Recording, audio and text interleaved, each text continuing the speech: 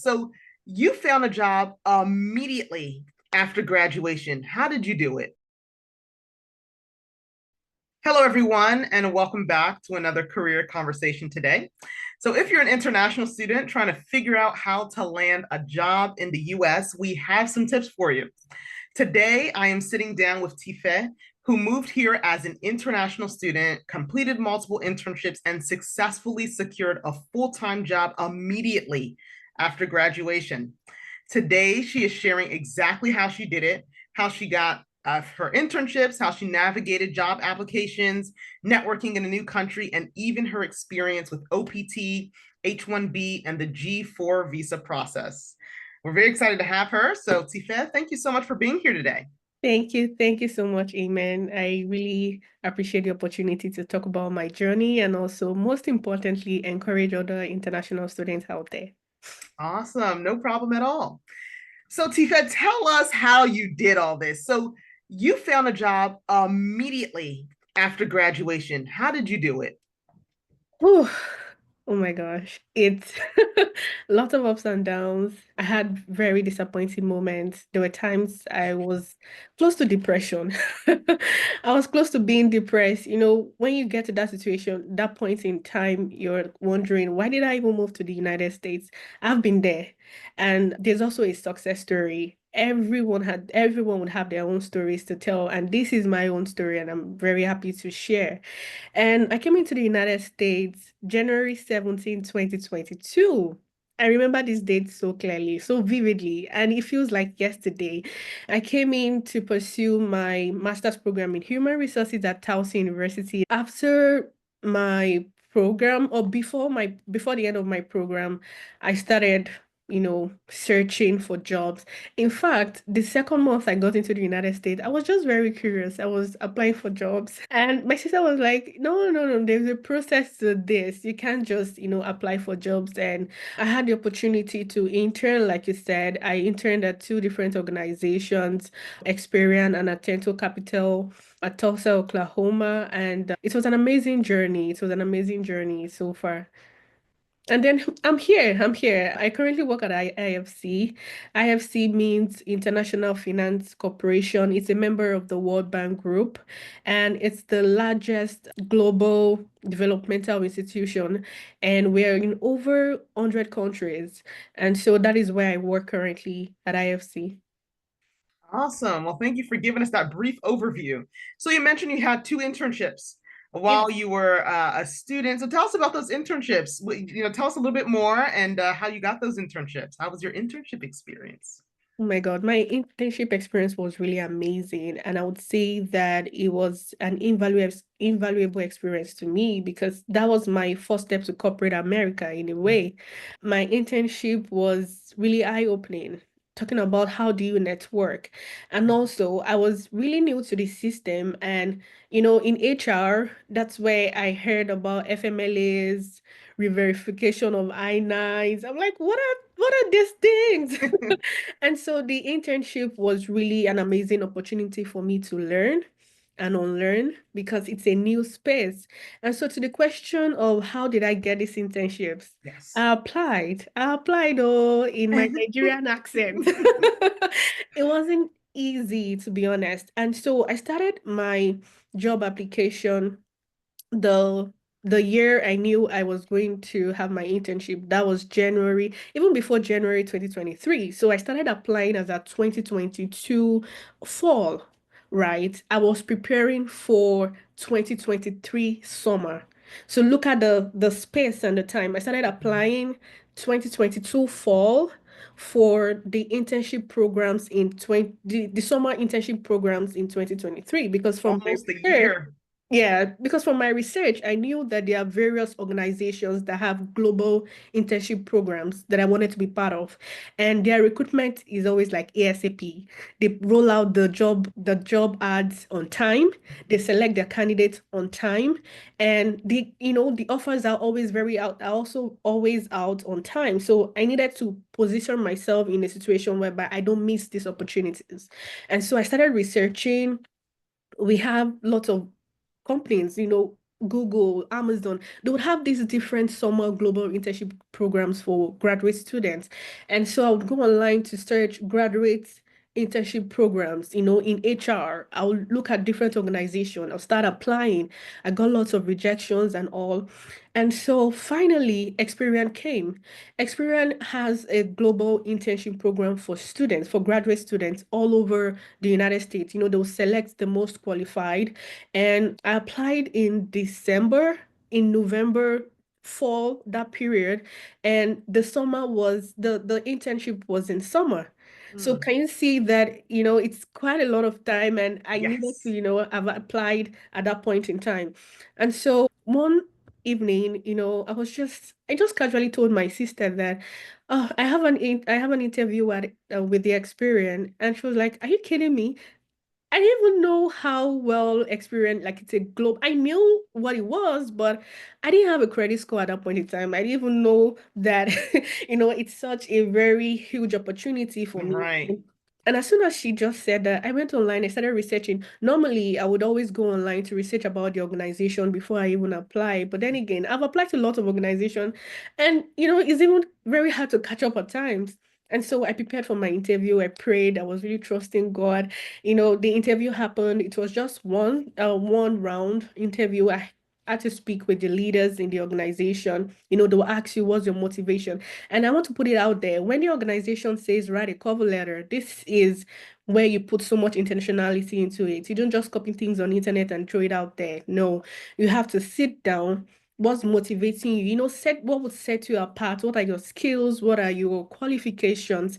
And I would like to also see that if you're an international student, whatever experience you've had in your country, in your back home, they're still very valid. You don't throw it out of the door because you're in a new space. And so, intentionality when you're writing your cover letters, especially for programs like that, they take it really seriously. They're going to read it, right? Yeah, the interview happened and I got the call, I think the following week. Like I said, it's always very fast paced for organizations like that. And so I got the job. The pay was great. And I was like, yes. I was so happy. I was really happy because other internship programs, the salaries were not so great. You see $15, $20, but this starting at $30. I was really excited for that opportunity. And then the question was, how do I navigate this? I need a work authorization. Yes. And Yes. before that, I was gonna ask about that. Did you yeah, keep having in the back of your mind, I need an authorization, I need some extra paperwork and things during this process? yes, So tell us yes. about it. Yes. And so I knew that I needed to have my work authorization done. And as soon as I got the position, I sent an email to my advisor to let her know I got this internship position. So where do I begin? And so she linked me to the International Student Office Yeah. at Towson. And then I had the opportunity to meet with, okay, I don't want to mention the name here, Yeah, but yes, yes. You don't have to mention names. okay, yeah, yeah. So I met with her. She was really helpful. And then she told me I would need a CPT or OPT in order to, accept this position. And like I told you, we were still at this time, this was the beginning of January of 2023. And so this was January. I was preparing for summer internship. And so I knew what was expected of me. And while in the process of this, I still kept on applying for other internship positions because I had the goal of having of having more than one internship Yeah. because I needed that experience. And so I know that different organizations operate differently, and I just needed to have that experience. And so I got the second internship in Tulsa, Oklahoma, and this was in person. It's a venture capital firm.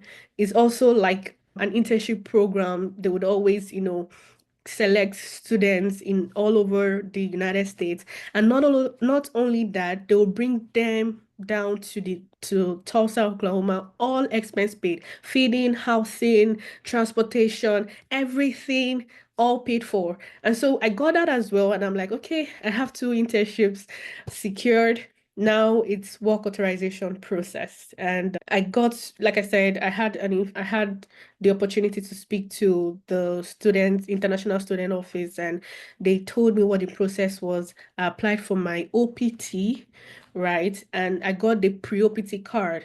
So for those who are not international students, you might be wondering what OPT means. Mhm. OPT is optional practical training, which gives you the opportunity to work after your program in the United States. And there are two varieties. Like for non-STEM, it's 1 year, and for STEM students, it's 3 years. And so mine was 1 year. I already used part of it for my internship. And so I think I already had like maybe 6 months left for my OPT, but that's another story for another day. But I got my OPT, my pre-OPT, I got the internship, and it was an amazing journey.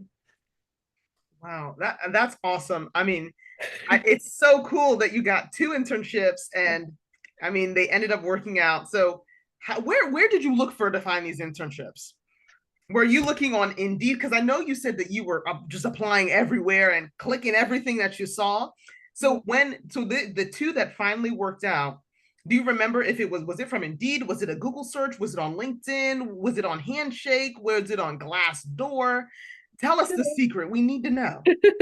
So I remember for Experian, I remember I saw it online, just like the Google search, Okay. internship programs for human resources. I would just Google. I remember for that was on Google, and it automatically led me to their website, and then you fill the application and all that. And then for the other internship position, I think I really can't remember, to be honest. But I know I applied everywhere. LinkedIn, Indeed, Google, whatever, job sites, I applied everywhere. But for Experian, I remember vividly it was a job. I was just searching the internet and I found it. Okay, good. And I love that you mentioned that for that Experian, you did a Google search, but then you clicked into the application or to apply and it took you to their website. That's Yeah, so very important because there are some job postings, internship postings that are not genuine. So true. anytime you see something out there, make sure you go back to the employer's website, or if you're going to click to that link, make sure it's linking right to their website. Or if you see something somewhere, you're like, I don't know if this is true or this is going to work out, then make sure you always go straight to their website. You can go to their website, click careers, and a lot of times they'll show their jobs and their internships all listed right there. Yeah, that's a really valid point, Amen. Because I remember that even when I applied via LinkedIn, I would always go to the job site, just to Yes, check, is this job even real? There are lots of fake jobs out there. Right. exactly. And so I would always, go back to the employer site, click on careers. Does this job really exist? Exactly. You have to double check. Just You have to, you just have to check. Yeah. Yes. So you mentioned that you use OPT for your internship. So you did your internship, was that when you were about to graduate or after you graduated? When I was about to graduate. And so it's Okay. called pre-OPT, right? Okay. So it wasn't Pre CPT.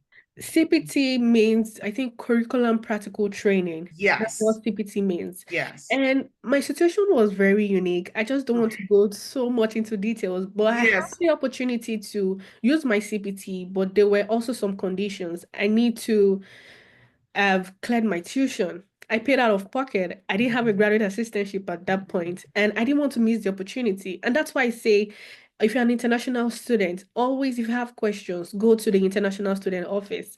And they're like, okay, since the CPT is not possible, you've not paid your tuition, you can register because you have to register the CPT as a course on its Yes. own, right? And they were like, okay, there's another option for you. You can try the pre-OPT. And I'm like, okay, what's that? And then, she told me what it was. It's just that you don't have 1 year anymore once you graduate.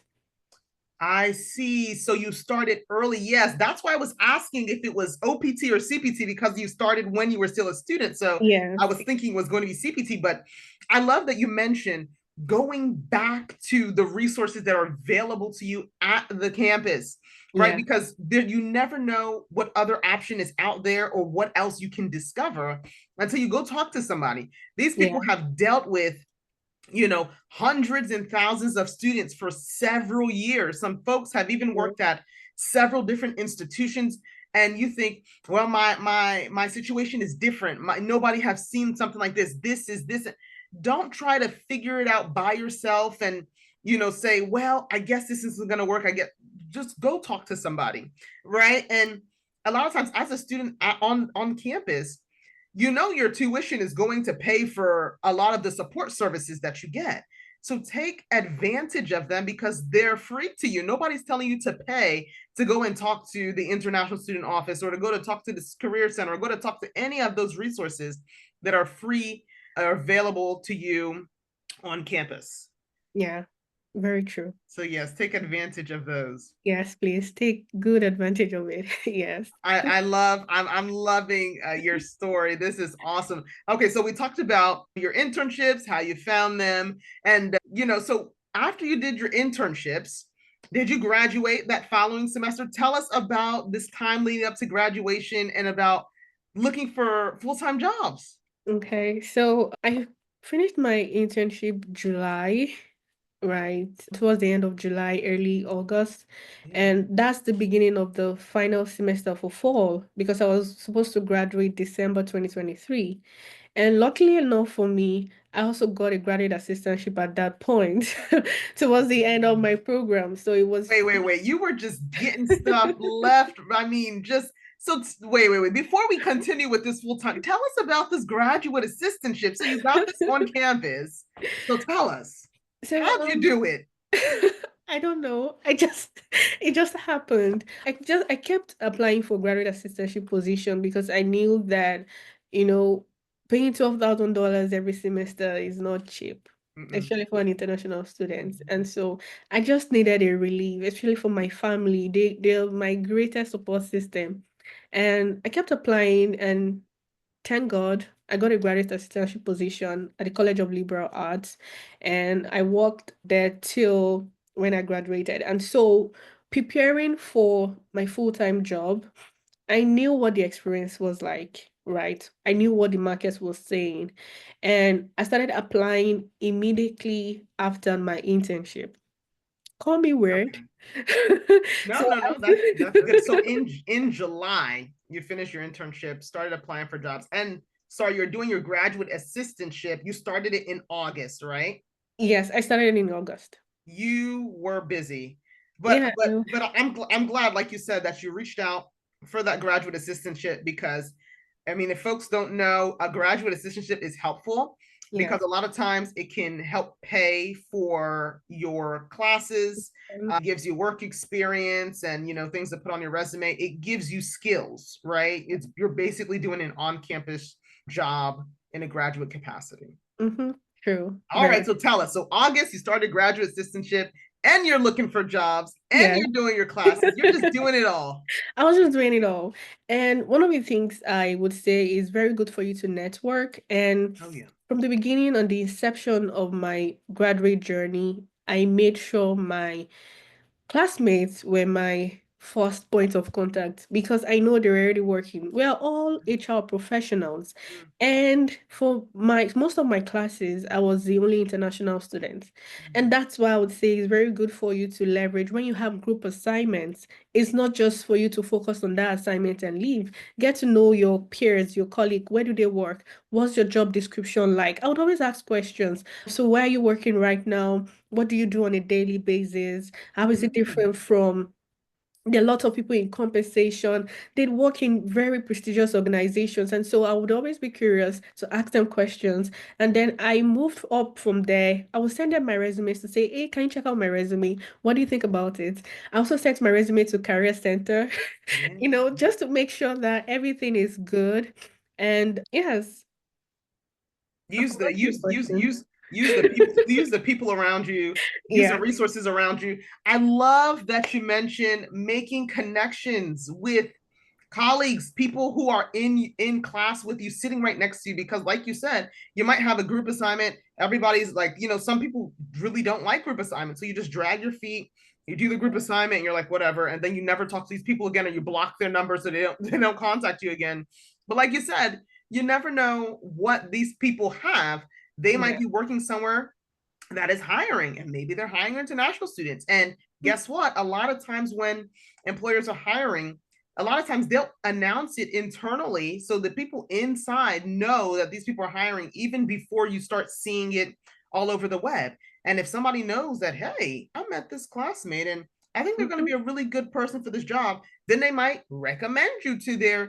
supervisor. And if an Yeah. employee who's already working at the company is doing very well and now they're recommending somebody, the supervisor is going to say, oh, great, you work very well. I mean, I'm happy to take whoever you're recommending, Mhm. happy to give them True. an interview. So connect with people. Don't Yes. just come to class, leave, or say these people are weird and leave. Get to know folks. It's going to help in the long term. It's all about networking and connections out here. Yes, yes. I also attended career fairs. Yeah, I was always attending career fairs, although I didn't get a job via that route, but then again, it was really beneficial to me because I knew what employers wanted. Right. exactly. I go to their stands to ask them questions. What are Yeah. the skills? What are the experiences you're looking for? And sometimes they'll be like, oh, we don't sponsor international students. I'm like, okay, that's fine. But what are the skills Mm-hmm. required, for you to select a particular candidate for a role? And I Yes. would always take these answers as resources for me. I would also show up at interviews, make sure whenever I have interviews, whether virtual or in person, you'll find me all dressed, Good. corporate. Yes. Just, just I'm making sure I'm, crossing the T's and dotting the Yes. I's, Yes. preparing. I'll go on YouTube questions. And I wanted to just make something clear, whether you get rejected or not, whatever interview experience you have is important, Yes. right? What's your composure like? Are you straight to the question or do you answer the question appropriately? And also seek for feedbacks from the recruiters. It's not just by I don't have the job. That's you can ask them for feedbacks, and sometimes they would always, give you feedbacks. And so to the question of how I landed with the full-time job, Yes. like I Tell us said, about it. I know we keep going on a tangent and yeah, all these other different directions, but they're helpful. Tell yeah. us about the full-time job. We're excited. Yeah, so like I said, I started applying on time, and then Mhm. and one of the challenges I faced was sponsorship. Because once you're applying, there is this phrase, do you now or in future require sponsorship? And this simple yes or no question determines if you get a job or not. Mm. And so sometimes I'm like, "Ah, do I just say yes? Do I say no? I think I want to scale through this phase. So sometimes I'll say no." And I also had it at the back of my mind that I had less than a year because I already used out of it for my internship. And so I Okay. was really, really optimistic that I was going to get an organization that would, sponsor me. And I also had the desire to work in an international organization. That was where I've always had that interest. I've always wanted to work with the United Nations, any international organization, any international space. And so finally I interviewed to this particular organization. I think it was about 3 rounds of interview, from plus the phone screening. So let's make that four. Yeah. And so I finally got the job. And luckily for me, on the day of my graduation was when I received the offer letter. Wow. And so, the whole long journey and all that, receiving that on my graduation day just made it so different. I'm like, That is, yes, that at is, last, I was really, really excited. And I just really thank God, to be honest. It's not even by my effort, it's not by networking, it's not by revamping. While all those things are good, I just feel that God just made a way for me, to be honest. And so, like I said, I told you I've always had the interest of working with an international organization, and which leads me yeah. to how I got here. And so I've been searching, I'll go to the United Nations, check their website, the career page, what's happening there. And luckily for me, I interviewed at International Monetary Funds, that's IMF, at DC, and I didn't get a job though. But I'm like, okay, this is leading somewhere, right? And finally, I'm at IFC, and they would actually sponsor your G4 visas. And so I don't want to jump to that Yes, I had because a I know you're question. going to get there. And Yeah. so G4 visa is another type of sponsorship different from H1B. Sometimes, most times, international students are just focused on H1B. And H1B is actually lottery based. You might get it, you might not get it, even if your organization is willing to file for you. So G4 visa is like the best. You can bring your parents. I don't want to go talk too much. Once we get to that, You go on. Go ahead. Go okay, ahead. okay, let me just Tell talk about us. We're excited now. it. And so G4 visa is an opportunity for you to work in the United States, whereby the organization, the international organization sponsors you, right? And the good thing about G4 visa is you don't have to worry if you're an international student or not. Once you're, especially for international students, rather, you would be sponsored via G4 visas, and you would have to, if you're already in the United States, you have to go back to your home country to get that processed. But I assure you, it's always very seamless. And another opportunity for you is to bring in your family members because they understand it's a different environment. You have the opportunity to bring your parents' in-laws. If you have kids, your husbands, they would all come with you if you'd like. For H1B, H1B is also employer based, right? But Mhm. then again, the limitation, like I said, is lottery based. So I've had friends who their employers decided to, sponsor them, but they didn't get the lottery. And Mm. so that's one disadvantage to H1B. And yeah, so I would always say if you have any opportunity to work with an international organization, please jump on it. Although Yes. it's competitive, but it's worth trying. So if you have the opportunity to work there or to apply there, just be relaxed that you don't have any issue about sponsorship. There's the J4 visa provision for you. Yeah, so this G4 visa, when you applied to work, did you see in the requirements or did you see on the job description somewhere that they sponsor for G4, or did you just how did you know that there was going to be an opportunity for some type of sponsorship? I already researched. Okay, good. I like this research that you got going on. You have to be curious. I really love how you're digging into different things. Like you said, you showed up in the United States, and within how many 2 months you were already applying for jobs and searching this stuff up. No. That's really good Yeah. because at the end of the day, it helps to save your time as well. Instead of filling out 200 applications and there's no opportunity. Yeah. At Yeah. least you take the time to research and you can Yeah. cover that. So tell us more And about. it's always strategic that way when you research Yeah. before going into things because you know what you're looking for.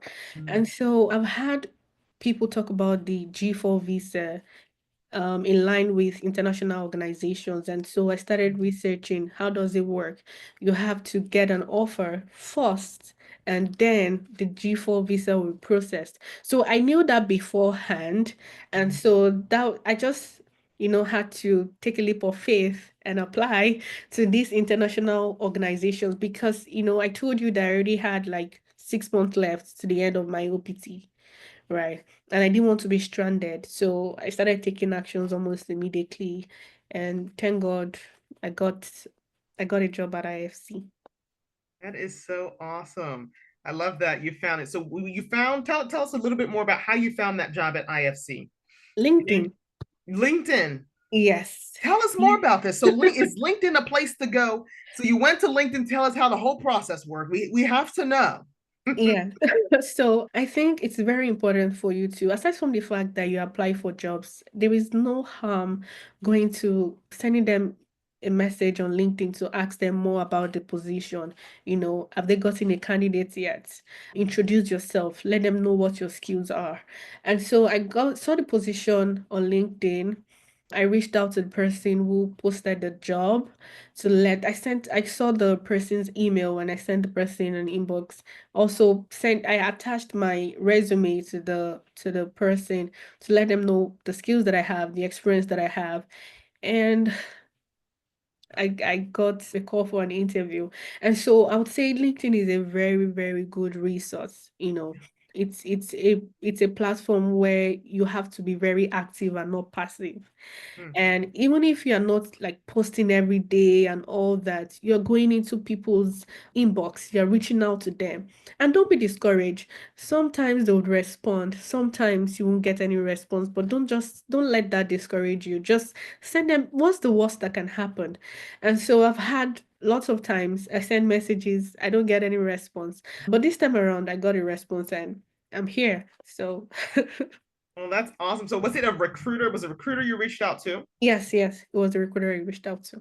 Awesome. I love that. I love all that you've mentioned so far. And but throughout this whole journey, did you find that there were certain companies who were more interested or more open to hiring international students or sponsoring? Did you find, when you were applying for jobs, were you looking for something specific about sponsorship on the job description or on the website before you applied, or were you just applying and then you were like, I'm going to figure out the sponsorship thing later? Because I know it can be this thing that's like just itching in the back of your head. I mean, as you're applying. Okay, so at first, I wasn't really specific about sponsorship because I just needed the experience, to be honest. And I needed what the facts were. You know, there are just few organizations that will sponsor you. And even if they sponsor, you have to be in the STEM field. Right. And so I was just applying. I needed experience. I wasn't really up for the sponsorship or not because what I wanted at that point was an experience. I wanted to have the corporate America experience. So I was just on that. Now reality set in when I have few months to the end of my OPT and I'm like, sponsorship. I need to go for an organization that would be willing to sponsor me. Yeah. And so at first, it wasn't all about the sponsorship. I needed the experience. But towards the end, I'm like, no. So I'll just advise based on the informations that I have, I know international organizations will definitely sponsor the G4 visas, Mhm. right? And there are some organizations like tech organizations, Amazon, Google, Facebook. I know they sponsor, but then again, you have to be in the STEMs field. Mhm. That's from the information that I have. And if you're very lucky, if you're not in that field, if you're not in STEM and you get sponsorship, I mean, that's good. That's good for you. But based on what is widely known, right? You have to be a STEM student before you're sponsored. It takes a lot of while. Some organizations they don't even know what H1B, don't know what it means. And so to your question, the few organizations that I know guaranteed international organizations check. And then there are high organizations like Google, Amazon, depending on your role, they might decide to sponsor you. So that's what I'm going to say concerning that. Wow, that is awesome. Yeah, so there's places that do sponsor because some people say nobody ever sponsors. I don't know where to start or where to go. Well, go to LinkedIn. Yeah. That's the place you can start. And if you ever need help putting your LinkedIn together, please reach out. Let me know. I can definitely help you with that. Be sure to just leave a comment and let me know that you need help with LinkedIn, and I'll definitely be in touch. So, Tifa, as we wrap up here, you mentioned through the process you felt discouraged while you were going through it. How did you keep yourself motivated and keep pushing, even with, maybe no's, constant no's, or one issue or one challenge or the other? Oh my God. Is understanding your why. Why are you doing Mhm. this in the first place? Why did you decide to move from Nigeria to the United States? What's your goal or what's my goal at that point in time? What am I trying to achieve? And aside from the fact that I knew what was driving me, what was my driving force, I would also say that God was everything to me. The Holy Spirit was always inspiring me, and I couldn't have done this without him. And then the last is my family. They were very supportive all through.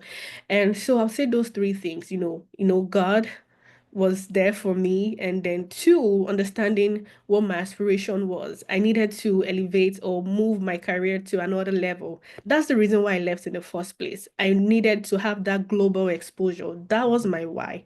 And that kept me going. And then my family was really supportive as well. So yeah, those are the three things. Those are I'm the, so glad you were able to have, support around you in yeah. several different ways to keep you going. Awesome. Is there anything that you wish that you knew at the beginning of this process, or something that you think that would have been helpful to you to help you along the path of trying to find a job, just trying to navigate the States as an international student, anything like that? I would say that I don't think there's anything I wish I knew because I knew everything even before I came in. And what do I mean by this? I would always go on YouTube, listen to international students, Yeah. their experiences. I have lots of names just at the top of my mind that I can mention right now. Yeah, yeah. And, just hear their experiences. How did they land a job in the United States? And I knew it was tough. So Yes. I already mentally prepared myself for resilience. But then again, there's a difference when you hear stories and when you're going through it. Exactly. Right. And so for me, I would say that I didn't, I thought I was resilient, but then again, there was a time I was like, I don't think I can handle this. Oh. And so one thing I would say is patience. And if you're a Christian, you believe in God. There is nothing God cannot do. And so that's one of the things I would say. And then also network, right? Even if you don't get the job, you would get useful information that you can use. Even if you don't, your network don't lead you to that job that you want, they can serve other purposes. Like I told you, my colleagues or my classmates would always review my resumes. That's a lot of money out there. If I want to go out there to any random person, they're going to charge me for it. And this is something I got free. Use your university resources as well. Yes. Career Center is there. Go to the ISSO office, speak to them concerning your challenges.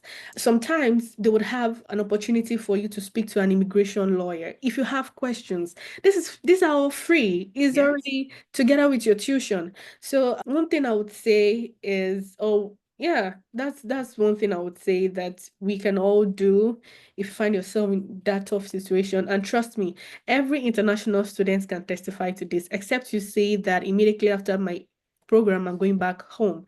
But if you're staying here for a job, it's really tough. You have to be resilient. You have to have patience as well. You have to use the resources that are available to you, free or paid. If you don't have the opportunity to have the free resources, if you have the money, there's sometimes you have to pay for some things, to be honest. So if you need to pay, pay, and definitely use the career center, use ISSO, the International Student Office, just and also your professors too, they are there to help you. I forgot to mention, they're there to help you. If you have questions, you go to them and they'll be willing to answer all your questions.